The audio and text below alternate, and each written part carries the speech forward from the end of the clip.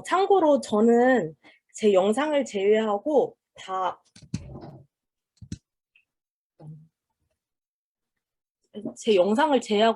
블록체인 트렌드 2022, 2023 책에서 퍼왔고요. 그리고 아까 언급해 주셨던 커넥팅 랩에서 지은 책입니다. 그래서 만약에 유통업계 외에도 더 구체적인 내용이 궁금하시면 이 책을 참고하시면 되겠습니다. 우선 첫 번째는 데이터 보안 문제입니다. 중앙집권형 시스템과 같은 경우에는 기존 데이터가 모아져 있는 중앙 서버만 해킹 당하면 중요한 정보들이 유출된다는 문제점이 있습니다. 이는 단순히 카드사, 통신사 같은 민간 기업뿐만 아니라 정부가 운영하는 IP넷에서도 정보 유출이 일어난다는 점에서 중앙집권형 서비스 그리고 시스템이 그 해킹의 위험에 언제든지 노출되고 있음을 알 수가 있습니다. 두 번째는 정보 비대칭성 문제입니다. 중앙 집권형 시스템과 같은 경우에는 관리자에 의해 데이터가 조작되어 부정부패에 활용될 수 있습니다. 근데 여기서 생길 수 있는 문제점은 내부자 제보 또는 규제당국 규제가 없이는 일반인들이 해당 내용이 조작되었다는 것 자체를 모른다는 것입니다. 세 번째는 거래 시간과 비용으로 들 수가 있는데요. 보통 옥션이나 11번가 같은 거에서는 그 구매 활동이 일어날 때 에스크로라는 서비스를 통해 구매자와 판매자를 연결해 둡니다. 에스크로라고 함은 구매자와 판매자가 서로 믿을 수 없는 관계가 있을 때 제3자가 안전한 거래를 중개해 주는 걸 뜻하는데요. 아무래도 제3자가 연결해주고 직거래가 아니기 때문에 수수료라는 비용을 요구한다는 문제점을 갖고 있습니다.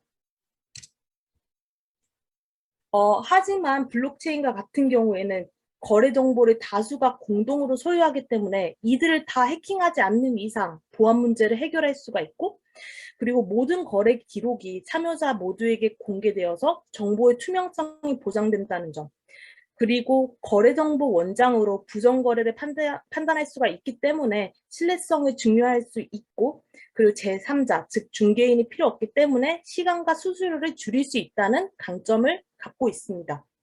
자, 그러면 제가 언급해 드린 블록체인의 특징들, 그리고 신뢰, 비용 절감, 투명성, 이러한 키워드들을 바탕으로 유통업계에서 어떻게 실제로 활용되고 있는지 한번 살펴보도록 하겠습니다. 우선 첫 번째는 유통 과정에서 신뢰를 확보할 수 있다는 점인데요.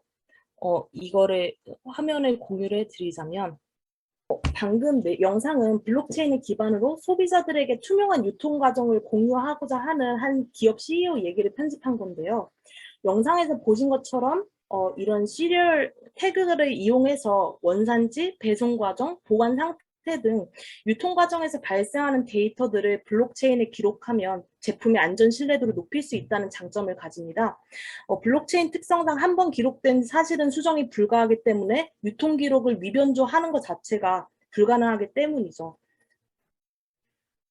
이 외에도 알리바바 같은 경우에는 2020년 전 세계에서 블록체인 기술 특허를 가장 많이 등록한 기업으로 뽑혔는데요. 그 이후로는 위조품과 진품을 판별하는데 블록체인을 쓴다라고 합니다. 저도 이거를 구체적으로 어떻게 활용하는지는 잘 모르겠는데 B2C 쇼핑몰인 티몰과 물류기업 차이냐오에서 취급하는 수입품과 수출품에 관한 정보를 블록체인에 저장하고 이를 활용해서 가품과 진품을 구분하는 데 사용한다고 합니다. 두 번째는 중개 비용 절감입니다. 아까 중개자 역할을 블록체인이 대신하면서 그 비용을 절감할 수 있다고 했는데요. 이에 대한 대표적인 예시로는 미국의 전자상거래 기업 오버스톡이 있습니다. 이 기업과 같은 경우 헤지펀드 매니저로 유명한 조지 소로스가 3대 주주인 회사예요. 그리고 블록체인 사업에 매우 적극적인 회사인데 자사 온라인 쇼핑몰에 사용할 결제 수단으로 비트코인을 선제적으로 도입한 업체라고 합니다.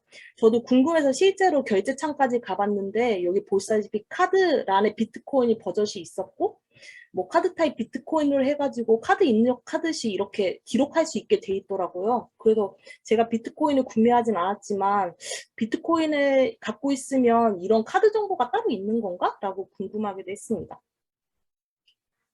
두 번째는 라쿠텐인데요. 일본 대형 이커머스입니다. 라쿠텐과 같은 경우에 2019년 3월에 라쿠텐 월렛이라고 거래소 사업을 시작하는데요.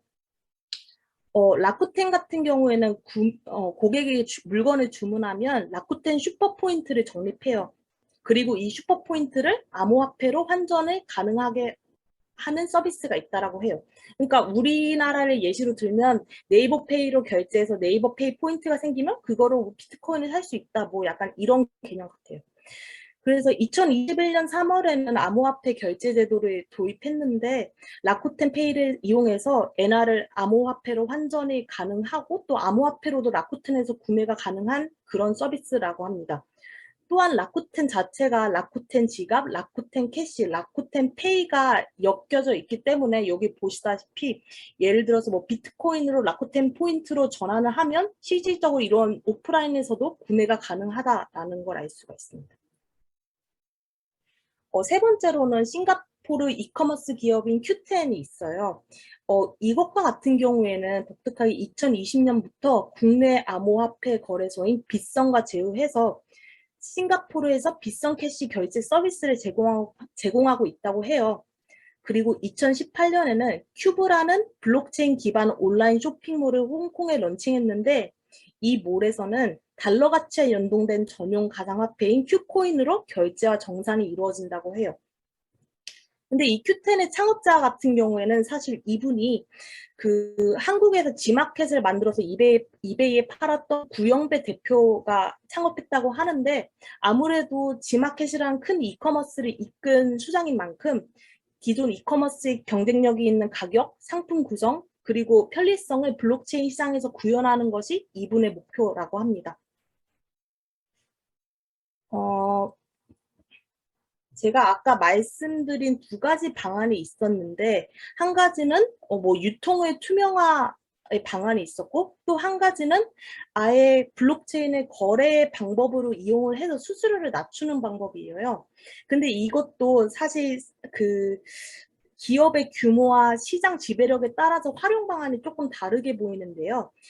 예를 들어서 알리바바나 아마존 같이 대형 이커머스와 같은 경우에는 그냥 블록체인 기술을 유통과정 투명화 같이 그냥 보안제처럼 사용하는 경향이 있다라고 해요. 왜냐하면 뭐 큐텐과 같이 아예 이렇게 결제 수단을 건드릴 경우에는 아무래도 플랫폼 거래 수수료를 건드리니까 핵심 매출이 감소할 수 있는 우려가 있기 때문에 그냥 보안제로서만 블록체인을 활용한다고 해요.